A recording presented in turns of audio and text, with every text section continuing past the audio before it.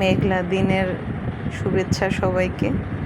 ঘুম থেকে উঠেই দেখি বৃষ্টি হচ্ছে। কী যে ভালো লাগে বৃষ্টি দেখতে। তবে বৃষ্টির দিনে বাহিরে বের হতে ভালো লাগে না, এমনি ঘরে বসে বৃষ্টি দেখতে খুব ভালো লাগে। তো যাই হোক, ঘুম থেকে উঠে আমি জানালা দিয়ে বৃষ্টি দেখছিলাম, খুব ভালো লাগছিল। ভিজতেও ইচ্ছে করে, কিন্তু থান্ডারের ভয়ে এটা আমি পারি না। মনে হয় যেন ঠাটা এসে আমার উপর পড়বে। বৃষ্টি উপভোগ করার পর এখন চলে আসলাম দিনের ডিউটি শুরু করতে। তো এই যে কাপড়ের সমাহার।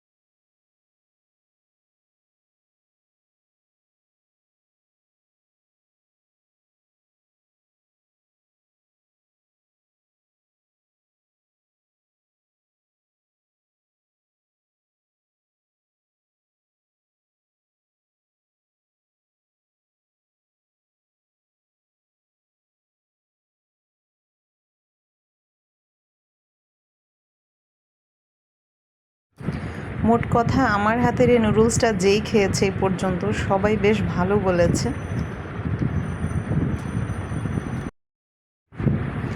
তো এখন বাজে হচ্ছে সকাল 8:05।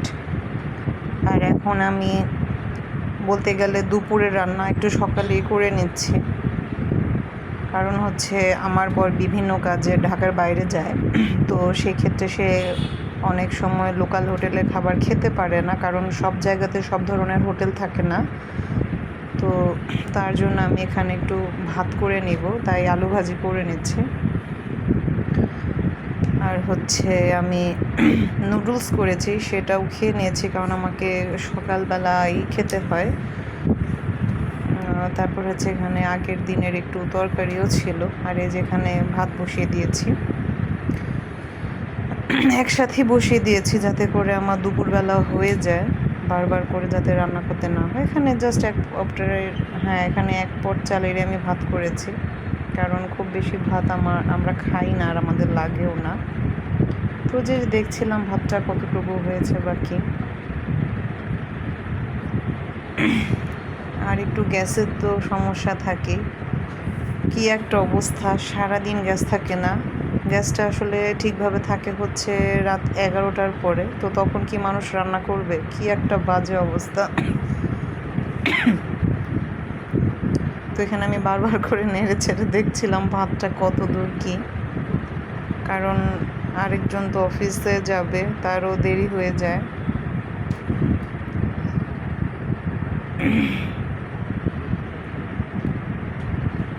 তারপর হচ্ছে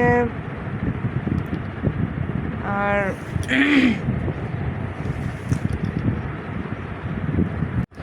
অল্প জাল হলে হয় কি ভাতের সামনে দাঁড়িয়ে থাকতে লাগে, কারণ হচ্ছে মানে ভাতটা আসলে যখন তখন নষ্ট হয়ে যেতে পারে এই ভয়ে, এই নরম হয়ে গেল না কি হয়ে গেল, যাই হোক।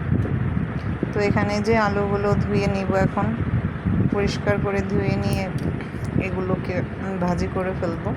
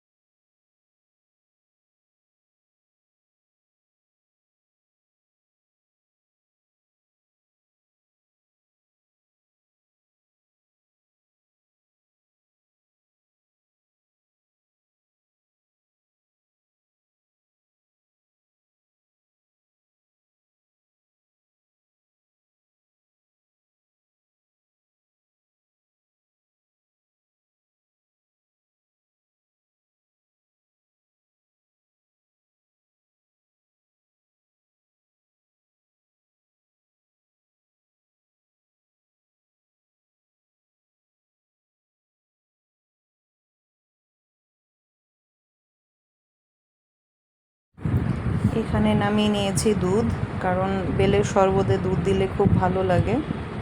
আর এই যে আমার ভাজিটা, আমি এগুলোকে সুন্দর মতো একটু পোড়া পোড়া করে নিচ্ছি। এখন দুধটাকে গরম করে নিব, ফ্রিজ থেকে বের করেছি মাত্র। বেলের শরবতে মাঠা দিয়ে খেলে খুব ভালো লাগে, তবে মাঠা না থাকলে দুধও ব্যবহার করা যায়। দুধটাকে গরম করে নিয়ে সেটাকে ঠান্ডা করে মিশিয়ে দিলেই হয়ে যায়।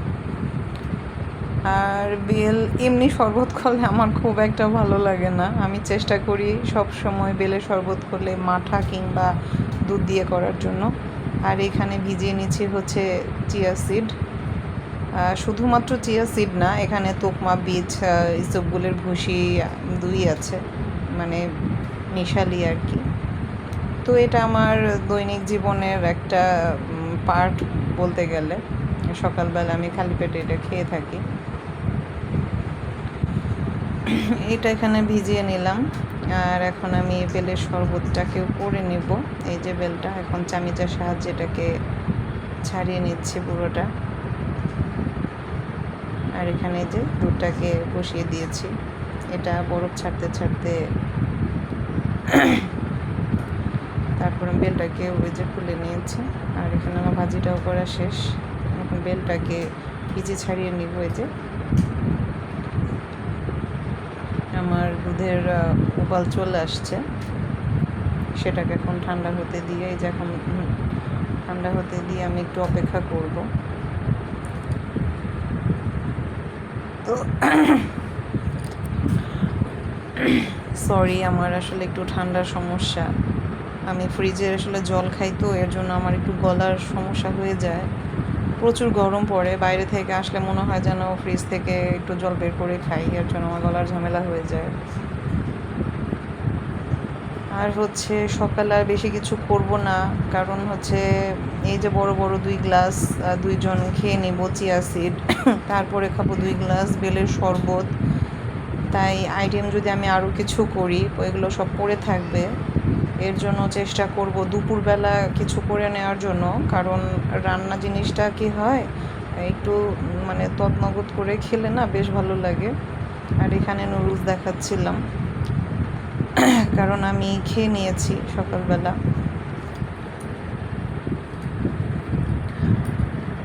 কারণ আমারও তাড়াহুড়ো থাকে, আমাকে পড়াশোনা, আমার ক্লাসে যেতে হয়, বিভিন্ন ব্যস্ততা। তো যাই হোক, এখানে বেলে শরবতটাকেও করে নিচ্ছে।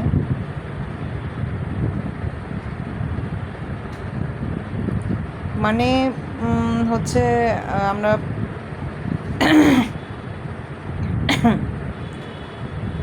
সকালবেলা আয়োজন থাকে অনেক কিছু, সব আসলে একসাথে খাওয়ার উপায় নেই, খাওয়াও যায় না। আর ঘুম থেকে উঠে ভাতও ভালো লাগে না খেতে। আমি কখনোই ঘুম থেকে উঠে ভাত খেতে পারি না, আমাদের রুটি খেয়ে অভ্যাস, বা আমাদের খেতেও হয়। তো অনেক সময় দেখা যায় না যে ও যখন অফিসের কাজে বিভিন্ন জায়গায় যায়, তখন ভালো কোনো হোটেল না থাকার কারণে সে ভাতটাকে প্রেফার করে। তো সকালবেলা নাস্তা যাই খাক না কেন, কিছুক্ষণ পর হয়তো কয়েকটা ভাত খেয়ে তারপর বের হয়। তো এই যে আমার বেলের শরবত রেডি। এখন আমি গ্লাসে বেড়ে ফেলবো, এই যে 2 গ্লাস। আর এই কাজগুলো করতে করতে হঠাৎ আমার বোনের ফোন আসে। সে বলে যে একটু মার্কেটে যাবে, এখনই বের হতে হবে। তো আমি আর চিন্তা ভাবনা না করে রান্না মোটামুটি যাই করেছি, আমার হাজব্যান্ডকে খাইয়ে জাস্ট আমি বের হয়ে যাই আমার ইনকমপ্লিট রান্না রেখে। তো এখানে আমি কিছু লাগেজ দেখছিলাম। আর সব সময়ের জন্য যেটা হয়, শপিং করতে গেলে আমার ক্ষুধা লেগে যায়, মানে কেনাকাটা যাই করি না কেন আমাকে খেতে হবে। তো এখানে ঘড়ি দেখছিলাম, প্রায় 3টা বেজে গেছে, খাবারের জন্য ওয়েট করছি। তো চলে আসছে খাবার। এই যে আমার বোনের সাথে কিছু সেলফি নিচ্ছিলাম, আর ওর সাথে একটু ফোন শুটিও করছিলাম যে তুই সুন্দর না আমি সুন্দর। তারপরে এই যে আমাদের খাওয়া দাওয়া। আর এই যে মার্কেট থেকে আসতে আসতে প্রায় আমার সন্ধ্যা হয়ে যায়। আসা মাত্র আমি রান্না বসিয়ে দিচ্ছি। এখানে বসিয়ে দিচ্ছি হচ্ছে মসুরির ডাল। তাড়াহুড়ো করছিলাম খুব, কারণ সে অফিস থেকে চলে আসবে। তো যাই হোক, আর এখানে রান্না করব হচ্ছে, আমি তো আগেই আলু ভাজি করে রেখেছিলাম, সেটাও আমার খাওয়া হয়নি। আমি তো আজকে হঠাৎ মার্কেটে চলে যাই, বোন ফোন দিল। তো এখন এখানে রান্না করব হচ্ছে মসুরির ডাল, আর হচ্ছে করব করলা ভাজি। সব কিছু আমি কেটে নিয়েছি। এই যে আলু করলা ভাজি করব, পুঁই শাক করব। এখন এগুলো কী দিয়ে কী রান্না করব সব কিছু একেবারে রেডি করে নিয়েছি, যাতে আমার রান্না করতে অসুবিধা না হয়। তো এখানে করলা ভাজিটা করে নিচ্ছি। আর এই করলা ভাজি অনেকভাবেই খাওয়া যায়, আমি আজকে পেঁয়াজ দিয়ে খাবো। এটা চাইলে রসুন দিয়েও খেতে ভালো লাগে। মানে করলা ভাজিগুলোকে এইভাবে করে, মানে একটু সটে করে, তারপর হচ্ছে রসুন ফোড়ন দিয়ে, এটা খেতেও ভালো লাগে। তো তো এখানে আমি দিয়ে দিয়েছি হচ্ছে কাঁচা মরিচ আর পেঁয়াজ। আর করলা ভাজি পারলে আমি ডেইলি খাওয়ার চেষ্টা করি, কেন যেন আমার তেতো খেতে খুব ভালো লাগে, আমার বড় এটা পছন্দ করে।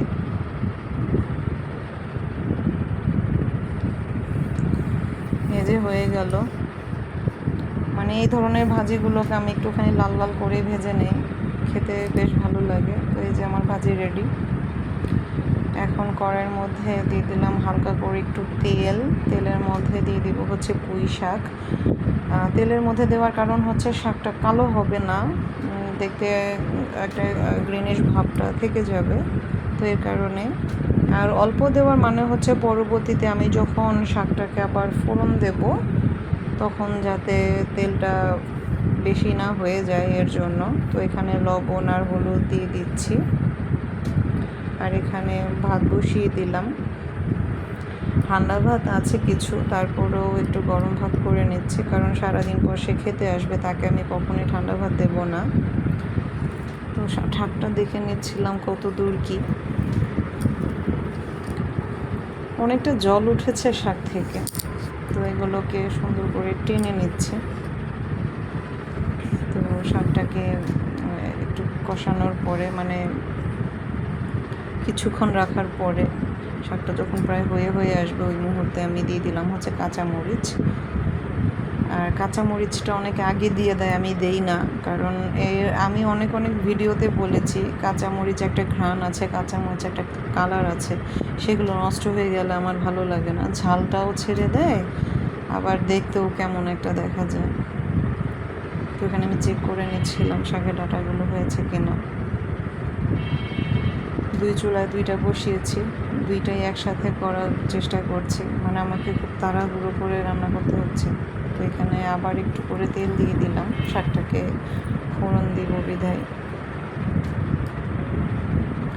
তো এটার মধ্যে দিয়ে দিব হচ্ছে রসুন, তারপর হচ্ছে পেঁয়াজ, আর কিছু দিব না।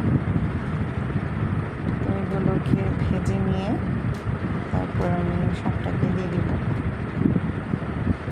এইভাবে শাক খেতে ভালো লাগে, আমার বর বলে। আমি তো এই শাকটাকে অনেকভাবেই রান্না করতে পারি, চিংড়ি মাছ দিয়ে, ইলিশ মাছের মাথা দিয়ে। আমি মনে হয় এরকম রেসিপি আমি এর আগেও দিয়েছি, ইলিশ মাছের মাথা দিয়ে রান্না করেছিলাম, চিংড়ি দিয়েও আমি শেয়ার করেছি ভিডিও। তো এটা জাস্ট রসুন আর পেঁয়াজ দিয়ে ভাজিটাকে করে নেব আজকে। চিংড়ি মাছ আছে, আসলে দিব না, কারণ তাড়াহুড়োর মধ্যে এত কিছু আয়োজন করা যায় না। তো এখানে আমার ডালটাও রেডি হয়ে গেছে, আমি ডালটাকে ঘুটে নিয়েছি, তারপর হচ্ছে মরিচও দিয়ে দিয়েছি। আর এখানে ফোড়ন দেওয়ার জন্য দিয়ে দিলাম শুকনো মরিচ, একটা কাঁচা মরিচ, একটু রসুন আর পেঁয়াজ। এগুলো সুন্দর করে ভেজে নিয়ে তারপর ডালটাকে আমি ফোড়ন দিয়ে দিব।